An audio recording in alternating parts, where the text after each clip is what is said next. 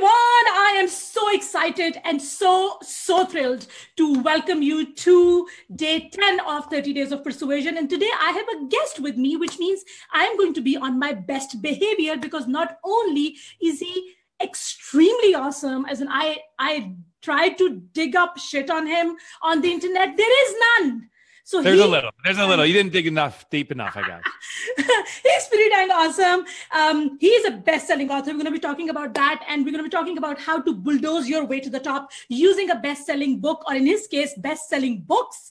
But before I do that, and before I let him take the mic and just blow our minds away with his genius, please leave a comment to let me know that you can see me and hear him, more importantly, because he's pretty damn hot. So yeah, just let me know that you can see us and hear us, and then we are going to get started with this madness that I'm really excited about.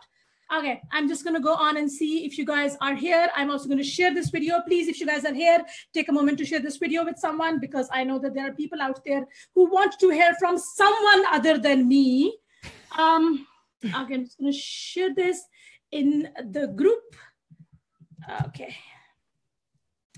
And it will be it. So first of all, thank you so much, Mike, for being here. I really appreciate this. I am an accountant, and you make my accountant heart go pitter-patter with your book and your talks. So I'm so excited to have you. Oh, it's a joy to be here. I'm sorry about the technical madness in the last 5 minutes, but I'm excited to be here. Thank you. I am so excited to have you here. Okay, there are people who say the sound is fine. Excellent, good. Excellent, excellent. I want to make sure that the sound is okay. Good morning, everyone. Yay. So if you are any number nerds here, your day is about to be made, because Mike wrote the book. That was interestingly my first introduction to you. So every time, and I hang out in a lot of online circles because I don't have a social life. So like I spend all my time on the internet, and every time someone would mention a good or must read business book, your book always comes up. Oh my gosh. Like, whoever is. Go check him out. Who the hell is he? Because my first response to anyone praising anyone else is always, it's got to be a lie. It can't be true. I just assume someone is trying to con us, right? But I checked you out, and you happen to be actually genuinely genius at what you do. So tell us a bit about your books and your expertise and what you do, and why am I so honored to have you here today? So, the genius, I don't know if that's true. The only genius thing is I do have them strategically positioned here so I can market the crap out of myself. That's all my genius. But every book I've written really hasn't been about genius. It's been about trying to solve a problem I've had. So just a little bit about my background. I'm an entrepreneur. In the traditional sense, I had technology businesses, but they were tech services was one company.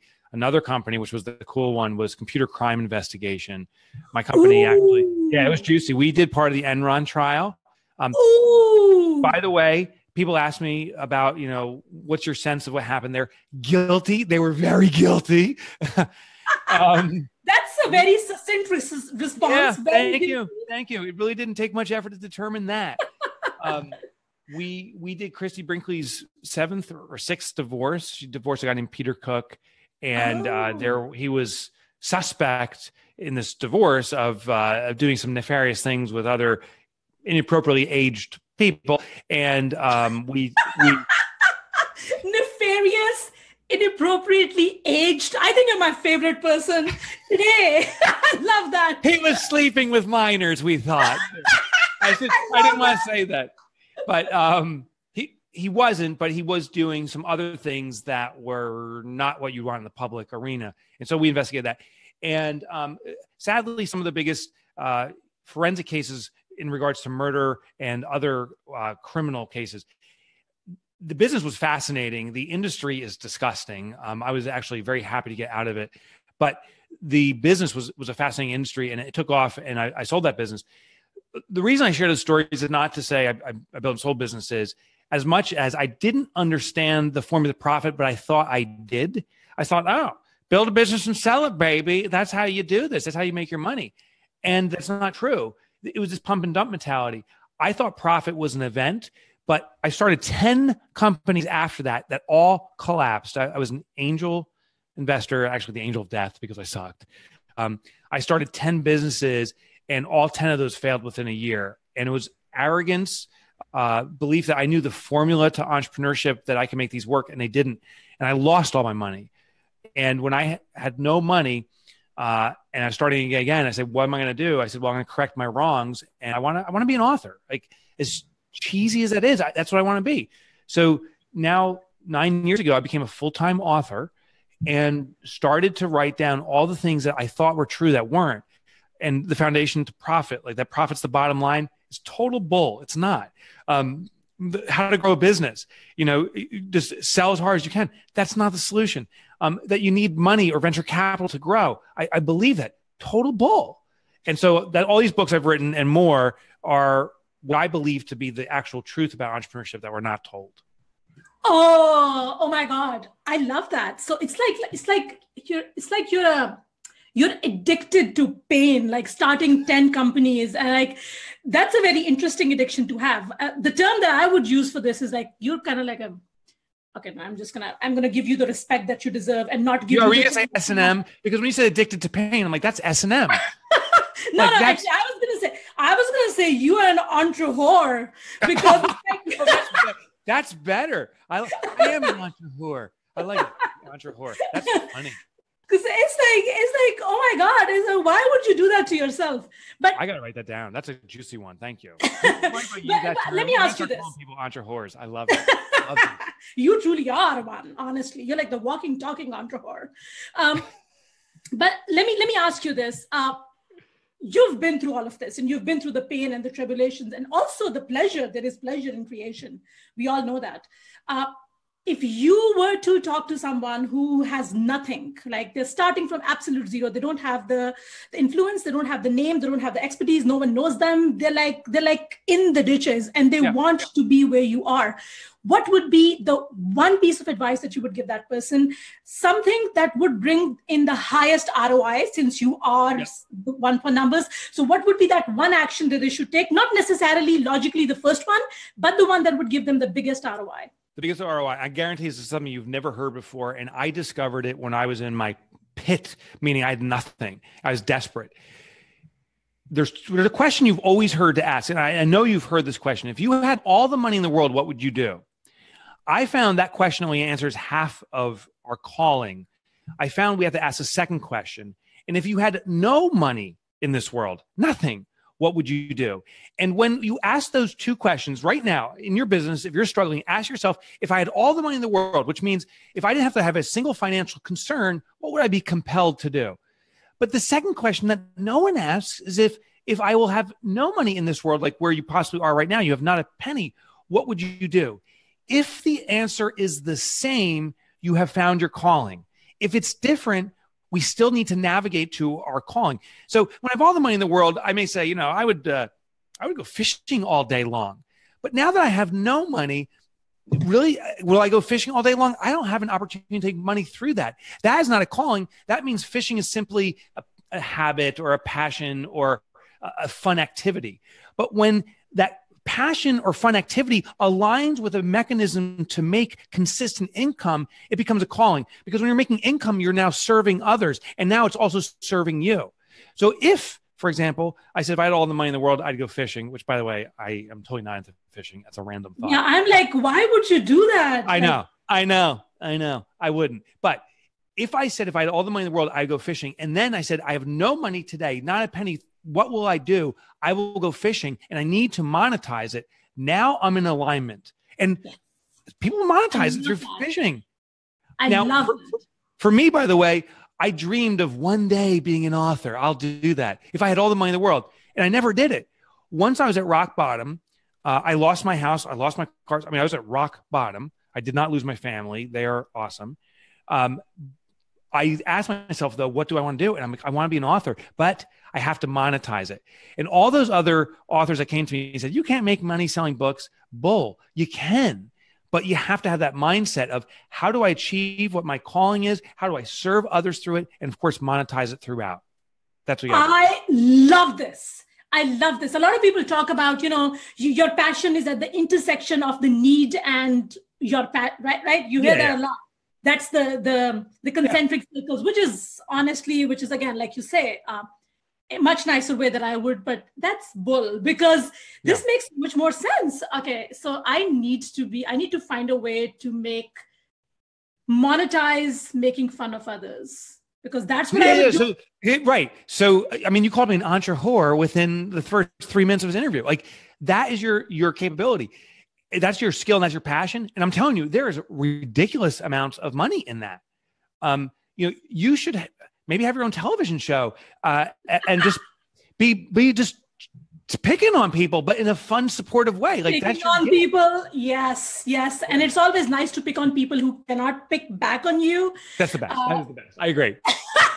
I agree. They're just punching bags. I had this one guy in college. He was a fraternity brother. His name's Neil Orange.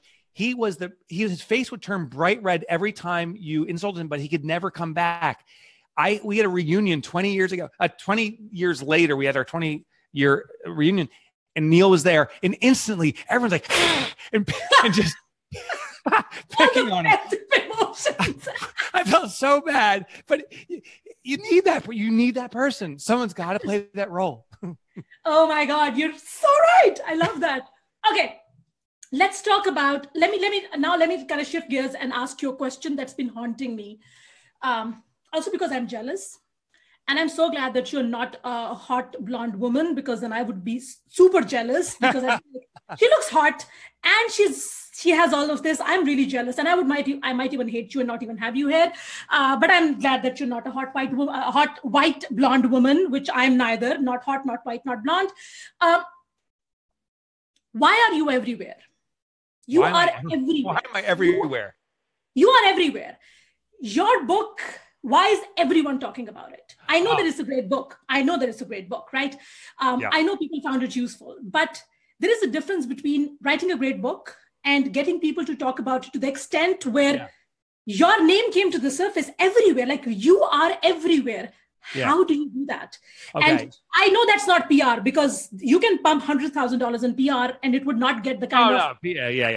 It's like you showered a carpet of mic-shaped bullets on the internet, and I don't even know what to do with that. So tell me, why are you everywhere? So the analogy was so unbelievable. We went from white blonde women to why am I everywhere to a carpet of bullets. I love it. So there is strategy to it. First of all, I'm not everywhere. Meaning, if we went down the street anywhere in the world today and said, "Hey, have you heard of this guy, Mike Michalowicz?" They'd be like, "Mike Michalowicz? Like, who's this guy?" If you said, like, have you heard of Profit First? They'd be like, "What?" So the reality is, I'm not everywhere, but I became very targeted in a niche, the online entrepreneurial community. I've made a concentrated effort to serve that community.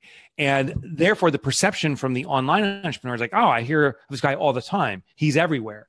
So the lesson here is narrow down your community, always narrow it down, and target and serve the community. And that's the second lesson. Not all authors, but some authors told me, "Hey, if you want to really build a consulting practice or really build a business, it's not in books. Write a book that gives away just a hint, and then make the reader come back to you to buy your consulting. Give them the what and let them buy the how, which is the most. Yeah, that's exactly what they said. And when you even said it, I felt like throwing up, because that's such bull. That is taking such advantage of the reader. So what I did in my book, and what I've done in every book, I literally have put my heart and soul into it. I literally give away anything, and you literally do not need to ever hire me once you read my book. It's all in there. Now, you think some people say that's self-defeating. Mike, you have to have a consulting business, which ironically, I do. The lesson is, when you give it all away, there's two types of consumers that read books. One is called the DIYers, the do-it-yourselfers.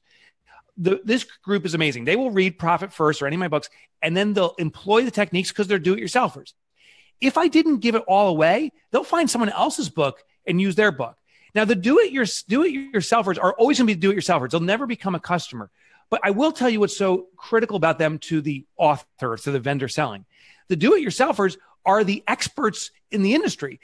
Other people go to the do-it-yourselfers and say, "Hey, you did this. How did you do it?" And they'll say, "Oh, my guide was this book." So the do-it-yourselfers are your marketing arm, and they should be praised for doing it themselves because they're carrying the message forward using your methodology if you give it away.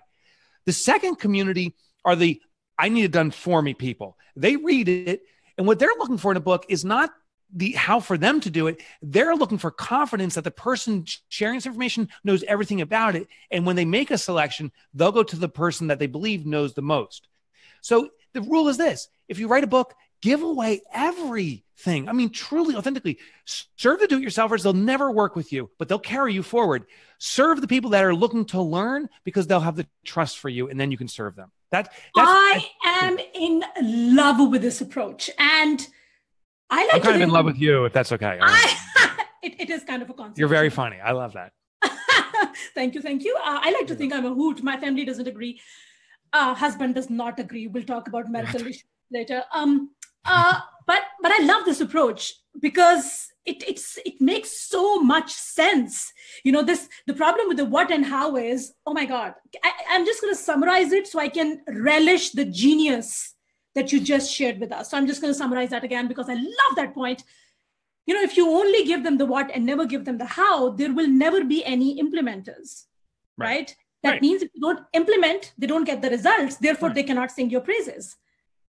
What a bloody genius approach. This is why we write books, right? This is why we create courses. So people can actually, and do you think that all of those people who are singing your praises, and obviously I know a lot of those people personally, they're not your affiliates. They're not being paid to talk about you.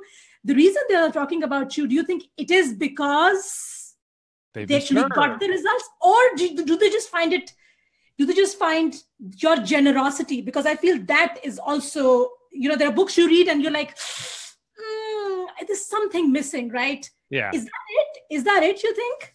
Yeah, no, I think if we serve people to the most extraordinary degree, if we serve them so well and they see results, it plays into ego, and this is not a bad thing. But now those entrepreneurs that have done profit first and have success can say, look at me, and they can carry the torch. So I think profit first, how it perpetuates is it's not about the guy who wrote the book.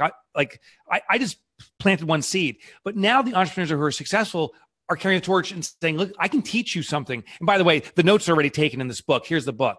But I do think it plays into ego, and not in a negative way. Ego in that we have the belief that we have knowledge others don't, and therefore we can serve them. So I think that's why it perpetuates. It's not about me. It's definitely not about me. It's about the entrepreneurs who've had success that are telling others about it. They're the ones carrying the message, hands down. So people are like, they love this marketing psychology, and people are saying this is gold because it is. Thank you so much, Risti. Thank you so much. Ida, I completely agree with you. I have not heard this take on monetizing your genius. It's a very interesting take, especially when it comes to the book. What other ways do you think, because I titled the topic of this session as bulldozing your way to the top, because that's how I saw it. This is how I see it. This is how I see you. You literally bulldoze your way to the top using a best-selling book. But what you talked about is just one way to do it, right? And then I know that you also have a certification program. So could you talk a little bit about how you use those different mic-shaped bullets that are out on the internet, and how did you bring them, monetize them to create, now you already have a multi-million-dollar business. How have you done that? Is it just one approach? I'll lay it all out for you. I'll give you every dirty detail. I like that. Oh my God. All right, so here we go. So the first thing is you can make money selling books. And if anyone tells you you can't make money selling books, they're lying. And then ask them, tell me about your story about writing and selling books. And usually they'll say, well, I never wrote a book. I just heard you can't make money. No, go to people that made money. The first person I spoke to said, you can't make any money selling books. I asked him, I said, how many books have you sold? And they said the same response. I've never written a book. The second person I asked was Tim Ferriss. He just released the 4-Hour Work Week. I said, can you make money selling books? And he goes, yeah, you can make actually millions. And so first of all, talk to someone who's been there and you'll find they have a different path. The big thing Tim Ferriss shared is share it all. That was the key lesson. The strategic advantage in books is share it all. It becomes its own standalone product. The second way to monetize it is definitely speaking. So my speaking has skyrocketed. I'm leaving again tomorrow. I just signed a contract. I'm speaking in Berlin apparently pretty soon. And speaking is a great way to monetize it. And the interesting thing is the content's the same, but the delivery is different. Now they get to see you face to face. There's a different engagement. So there's extraordinary value there. The third way that many people don't think about, which is huge, is corporate sponsors. American Express is a wonderful card provider. Please get an American Express card. But that was my pitch for them. It's done. It's done. Now, but American Express is a corporate sponsor of mine.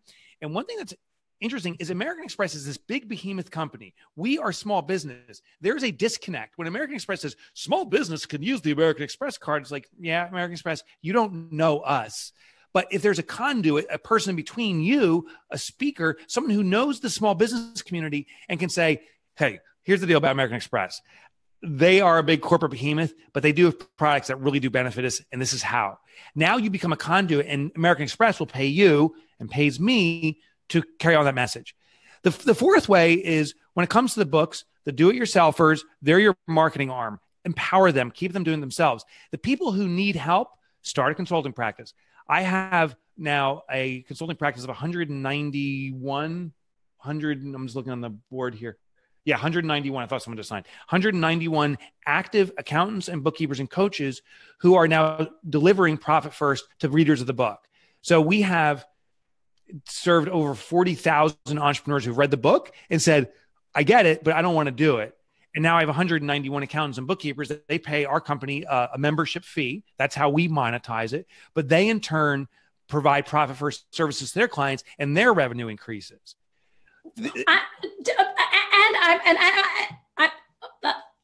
I'm lost for words. Exactly.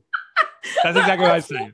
Because and also not just that those people are, because I'm just going to kind of inject a little bit of my own personal exposure to one of your people. So one of my clients, she's in a program. Her name is Amber.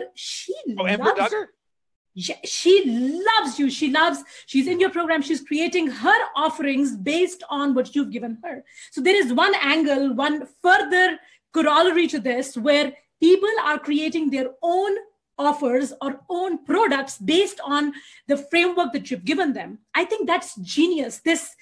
This mushrooming that you've allowed to happen, I think that is so genius. Please carry on. Yeah, well, I think the goal we all should have is ensuring that everyone comes out in favor. I mean, everyone wins. So it's a true, win-win-win. So the first perspective I look at is never myself. The first perspective I look is who's the group or the person that's going to benefit from it. It's the entrepreneur. How do I increase their profitability? Because that's what they're defining as a win. That was the primary goal. The second goal is I said, who else can benefit from this, or who else can deliver this? And it became very clear accountants and bookkeepers are already serving entrepreneurs, but actually don't make them profitable. So I said, maybe I can help accountants, bookkeepers, and coaches like Amber to help them make these clients profitable. And in a result, at the same time, the accountants, bookkeepers, and coaches, I call them the ABCs, also be more profitable, can both be profitable. And if I can pull that off, how do I participate in that and also be profitable? So you start with the end game and you kind of reverse engineer your way there. And I am confident that everyone that participates in Profit First, from the end entrepreneur to the accountants, bookkeepers, and coaches to myself, are consistently profitable, and everyone's winning. And it makes me feel good. I would hate to make money to the detriment of other people. And when I was in the forensic industry, sadly, that's how the legal industry is. It disgusted me. I was making a lot of money, but I saw how this could get out of control, and you could take advantage of people's emotions and just flaming up disputes. So that's actually when I said, I got to be out of this industry, because I saw that happening with others, not for me. But I think all of us have an opportunity for everyone to come out winning, and everyone should come out more profitable. And as a result, we should be proud of our own profitability, not ashamed. We should be very proud of it, because that supports our sustainability, the lifestyle we desire. It's good. It's all good. Oh my God. Okay. Now I feel bad calling you names because you're such a good person. And now I feel wretched. Can I take back all those? You feel wretched. Come on. I love Entrepreneur. That is the best name I've ever been called in my life. I want to get. I don't even want to know what other names you've been called. If this was the best name, dude. I like dirty names. That's why. I want to get a T-shirt that says "I'm proud to be an entrepreneur." And you're the founding father of the entrepreneurial movement. Oh, I love the entrepreneurial movement. You are good. I would love, wow. You should, first of all, you should have your own TV show. If you want to take a stepping stone up to it, you should be a writer. I mean, that is, you're off the cuff. You're coming up with amazing content here. You bring out the best in me, like all those other people. But okay, so would you say let's wrap this up, but what would be how would you classify the highest point of your business, this existing business? You've been in so many, it will probably take all day to talk about the others, but the absolute highest point of your business where you felt like, oh my God, I have made it. So it'll take me a minute to run down and get the picture. I put them on the walls. This one came in yesterday. And I'm not saying it's the absolute highest. Listen, people say, Mike, when you sold your company to a Fortune 500, like, was that a good day? And I'm like, honestly, it wasn't. It was an effing amazing day. That big check comes across the table, and I'm like, oh my, is that for me? The $1 million? Can I touch it? That's a high point. There's no question. Losing all that money was an absolute low point. But the true, honest, highest points are happening now. It happened yesterday. It may happen in a week or two from now. I don't know when it comes, but the great surprises. I got an email yesterday, someone who read Profit First. His name is David, and his wife and 9 children, 9, like you almost need a third hand. 9 children went on a vacation for the first time ever on the company's profit distribution. And I'll tell you, that like lights me up. That's what he and his wife are teaching their children how to be sustainable, even with a massive family, how you can make it as an entrepreneur with just certain disciplines and stuff. That stuff lights me up. So, I ran home like, you wouldn't believe, to my wife, you wouldn't believe the email I got today. The picture he sent, they were on a cruise ship. I think they actually rented the entire cruise ship of 9 children. I was just going to say that I'm such a bitch. But they did it. They pulled it off. And that's the stuff that lights me up. I love it. And I get 15, 20 emails a day now. And I'm not like pulling a number. I'm serious. 15 to 20 emails a day of people that either have had success with Profit First, are committing to it for the first time, or just reaching out even with questions. And as long as I can, I will read every single one. I have an assistant, but not for those emails. Those emails all go to me. And it just lights me up. Actually, one came in 15 minutes ago. I can see it right up there. Oh my God. This is... Because I'll show you. We're going to go we're going 3D here. See if there's my... oh my God. Oh, you've all this fancy schmancy office, Mike. Right here from Kurt. I don't know if you can see it, but the title says, I'm drawing the line in the sand, which is what I ask readers to write to me about when they're committed to profitability. So I love that. This is, oh my God, I love that. And I also love your office. My office is in a closet, so I'm kind of... Is it really? Yeah, you have, what are those arrows behind you? That's pretty wild. That's cool. That's because it's a closet wall. So you don't want to see my office. The only problem is one of the arrows, it looks like it pierces through your skull. Yes. I think a lot of people take pride in this image, take delight in this image. But show me the rest of the office. You were starting to show me. It's not an office. It's a closet. Oh, show me the closet. So it's a closet. Okay. My office is in a closet. I live in freaking Saudi Arabia. I'm glad that's all I can muster. But I feel like when you talked about the highest point, I feel like you're not just teaching people how to manage their money better. I think I came across a term, financial dignity. And I think what you just talked about, I think this is what truly financial dignity means. The ability to do things that you thought you could never do with the same business, the same top line, right? The same business, same everything, and you still kind of attain that level of financial dignity. I love that. What a beautiful mission to have, and what a gratifying business to have. I think what comes to mind with financial dignity, which wouldn't make sense to many people, I think is Mother Teresa. And just hear me out here. A lot of people think of Mother Teresa. She worked in India, right? She was helping those people. And she had an extraordinary impact. But a lot of people don't realize that she's an extraordinary entrepreneur. She managed hundreds of millions of dollars. She elected not to keep any of it. And that's fine. And by the way, I'm not saying like you have to be Mother Teresa too, whatever you feel is appropriate for you. But I want you to understand that you can give and manage extraordinary amounts of money. They actually often are in corollary. And then you can make a decision of how you want to use some of that money to support your lifestyle, to support your family, to enjoy life. And I think we all should. And how you're going to use that money to further impact or move forward the message of your business to greater serve other people. I think it's a combo 1-2 punch. I don't know why I had to act that out. Like that was the worst punch. I love that. I think by the time we wrap this up and by the time people finish watching this, they'll be rushing to get your book.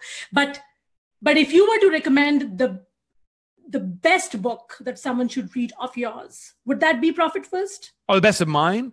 Yeah, Profit First. Well, actually, let me position it this way. It all depends. It depends on the challenge you're facing. If you are scraping by right now and you have a business, but you're struggling to make a dime, Profit First. If you are surviving, but you really want to grow now, you want to facilitate rapid growth, that's the Pumpkin Plan. Okay. If there's an opportunity, if you want to market without having to market and just catch the movement of the market, that's Surge. So there's like that. Yeah. So you see that one. Right. So there, and then I have another one there, Toilet Paper Entrepreneur. I think a mistake is people will hear, hey, this book's awesome. You got to read it, but it's arbitrary. It's arbitrary. My question is, what's the biggest challenge you're facing in your business today? Let's seek the answers for that. I hope it's Profit First, but if that's not your problem now, don't read the book. Like let's fix your problem. Let's tackle it. And maybe it's not my books. There's millions of great books out there. Figure out what your problem is. Find the book that answers your problem and then move to the next problem and get the next book. I love that. I think I'm going to go get a copy of Surge, get a copy of Profit First, because I am an accountant. I'm an ex-accountant. So I have a copy already, but I'm going to get a paperback. I have the one on Kindle. Okay. Excellent. Thank you so much, Mike, for talking to me. Thank you so much for taking the time. I am so grateful, not only because you are an important person, I like talking to important people, but also because you're such a great person. I had no idea you had this compassion, this genius locked inside your brain, which has nothing to do with numbers, but to do with impact. And I'm so, so grateful. A lot of people don't know that about us entrepreneurs. We're just that way. So, but thank you. It's been a joy being here. You kind of complete me. I kind of love you. So, I don't know if this is appropriate on video, but I just want to give you a kiss goodbye. So just real. Okay, I see your nasal hair. I'm not sure that's appropriate because you just exposed me to a lot of nasal hair. I'm sorry. It's fine. I think I live with it. I have a husband too, so it's fine. Okay, thank you so much, Mike. Thank you so much for talking. I'm not going to plug my book this session because you should all go get Mike's book, but my book is still there and it's called Mass Persuasion Method. Look what I did. I said I won't pitch and I still pitched. I'm awesome like that. Thank you so much, everyone. Go check out Mike. I'm also going to link out to his website where you can check out his books. But thank you so much for being here. Thank you so much for watching. Please share the broadcast because this has been awesome. This is unlike my regular interviews, but I'm so glad that we did this. Thank you, and bye-bye.